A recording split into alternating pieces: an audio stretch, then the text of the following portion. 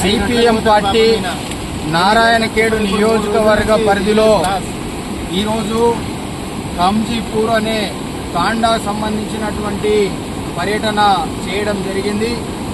ఈ పర్యటనలో ఇక్కడున్నటువంటి ప్రజానికం తెలిపినటువంటి వివరాల ప్రకారం అనేక ఇబ్బందులు ఇక్కడ ఉన్నటువంటి ప్రజలు ఎదుర్కొంటున్నారని చెప్పేసి మా బృందం దృష్టికి వచ్చినటువంటి పరిస్థితి ఉంది. కమలాపూరు, నాగల్గిద్ద ఆ పరిధి నుంచి వస్తున్నటువంటి ఈ వాగు ఈరోజు ఇక్కడ ఈ వంతెన కూల్చేయడం, గతంలో పైపుల్ని ఉన్నటువంటి కొట్టుకుపోవడం వలన ఈరోజు నారాయణఖేడ్ నుంచి పిట్లెం వరకు వెళ్లేటువంటి ఈ రోడ్ ఏదైతే ఉందో ఇది మొత్తంగా ఈ బ్రిడ్జ్ పోవడంతో పోయినటువంటి పరిస్థితి. ఇక్కడ ఉన్నటువంటి ప్రజలందరూ కూడా ఇక్కడి నుండి నారాయణఖేడ్ వరకు వెళ్ళి అనేక సదుపాయాలు కల్పించబడేటువంటి బ్రిడ్జ్ కాబట్టి ఈ బ్రిడ్జ్ను వెంటనే ఈ ప్రభుత్వం నిర్మాణం చేయాలని చెప్పేసి మేము సిపిఎం పార్టీగా డిమాండ్ చేస్తూ ఉన్నాం. ప్రభుత్వాలు మారుతూ ఉన్నాయి.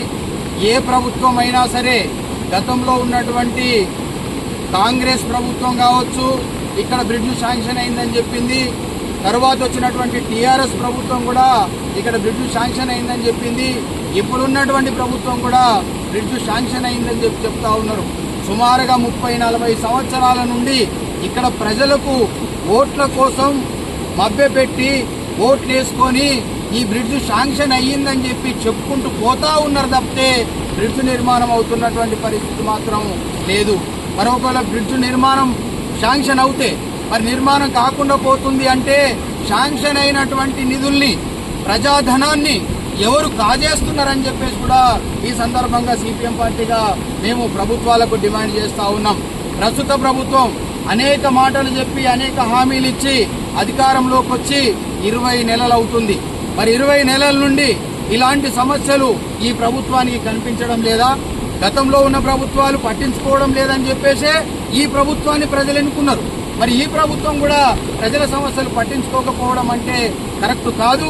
కనుక నిన్ననే 79 సంవత్సరాల స్వతంత్ర దినాన్ని జరుపుకున్నాం. మరి 79 ఏళ్ళు అవుతుంది భారతదేశానికి స్వాతంత్రం వచ్చి.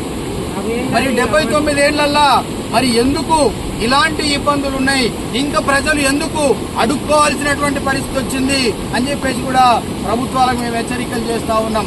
కనుక ప్రభుత్వం వెంటనే స్పందించాలి, అధికారులు స్పందించాలి.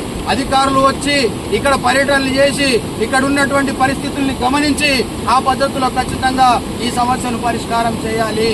లేకపోతే ఇక్కడున్నటువంటి ప్రజానీకాన్ని అందరినీ కూడగట్టి పెద్ద ఎత్తున ఉద్యమాలకు పిలుపునిస్తాం, ఉద్యమాలు చేస్తాం, ప్రభుత్వం యొక్క మెడలు వంచుతామని చెప్పేసి కూడా ఈ సందర్భంగా సిపిఎం పార్టీగా మేము ప్రభుత్వాన్ని హెచ్చరికలు చేస్తా ఉన్నాం.